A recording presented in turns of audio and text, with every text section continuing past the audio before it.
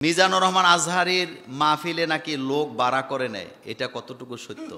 আজহারী সাহেব আর সাইদি সাহেব এক করবেন না, দুইটা দুই জিনিস। মিজানুর রহমান আজহারীর মাহফিলে বাড়া দিয়া লোক নিলে, এত লোকের বাড়া দিলে কয় বাংলাদেশের বাজেটের সমান টেহা লাগবে। হেতে অঙ্কই বুঝে না যে কথা বলছে। আচ্ছা, 15 লাখ মানুষকে যদি আপনি টাকা দেন, এটা কি সম্ভব? আদৌ কি না সম্ভব? তবে একটা কথা মনে রাখেন, কোরআনের মাহফিলে কাউকে ভাড়া দিয়া বিরিয়ানি দিয়া নেওয়া লাগে না।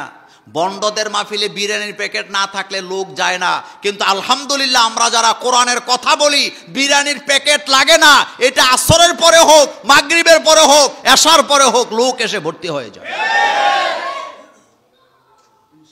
বিরিয়ানি লাগে না, আমাদের কি লাগে না? আর আমরা তো বিরিয়ানির কথা শুনলে মাহফিল রাখিই না। আপনার মাহফিল আপনি করেন, এই মাহফিল আমরা করি না।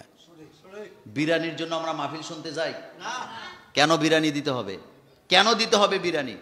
এখানে কোরআনের কথা হবে। কিসের কথা? শুনেন, আজহারী সাহেব তিনি হচ্ছেন বাংলাদেশের একটা মডেল, বাংলাদেশের মডেল। যুবকরা তার কথা শুনতে যায়। তবে একটা কথা বলে রাখি, আজহারী সাহেব আর সাইদি সাহেব এক করবেন না, দুইটা দুই জিনিস। সাইদি সাহেব পৃথিবীতে একজনই।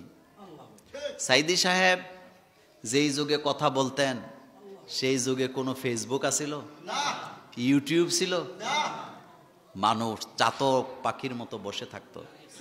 আজহারী সাহেবের মাহফিলে যায় লোক বেশি, এতে কোনো আমাদের সন্দেহ নাই, এটা ভালো লক্ষণ, ভালো। যুবকরা ওয়াজে যায়। আজহারী সাহেব তো এমন একজন মানুষ, যারে দেখে দেখে অসংখ্য ডাক্তার, ইঞ্জিনিয়ার, পাইলটেরা, কোটিপতিরা তাদের ছেলে মেয়েকে মাদ্রাসায় দিছে।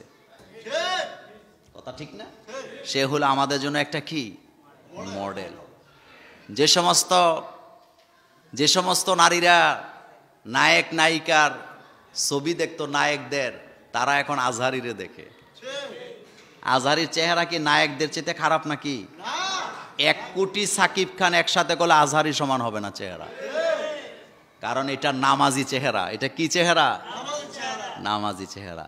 ওনার কাছে মানুষ যায়, ওনারে দেখে, ওনার মোটিভেশনাল স্পিকারগুলা মানুষে পছন্দ করে, যুবকরা গ্রহণ করে। কিন্তু সাইদি সাহেব মডেল একটা, একমাত্র পৃথিবীতে সাইদি সাহেব কোরআনকে কোরআন দিয়ে তাফসির করছে, মুখ দিয়া।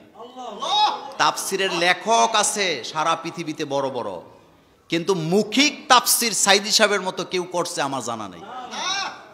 প্রত্যেকটা আলোচনায় 200, 300, 500, একটা আলোচনায় 550, 1000 আয়াত পর্যন্ত তিনি তেলাওয়াত করছেন। এটা অন্য কোনো বক্তার দ্বারা সম্ভব? এটা আপনারা সাক্ষী আছেন। তার আলোচনা শুনলে শোনা যায়। এবং আরো মজার কথা বলি, ওনার 40 বছর আগের আলোচনাগুলা এখন শুনলে মনে হয় যেন এটা আধুনিক। এখন শুনলে মনে হয় এটা কি? দুইজন দুই যুগের, দুইজনের কোয়ালিটি দুই। একজনের সাথে আরেকজনকে মিলাবার চেষ্টা করবেন না। আল্লাহ পাক তাদেরকে সম্মানিত করুক, আমরা বলি আমিন।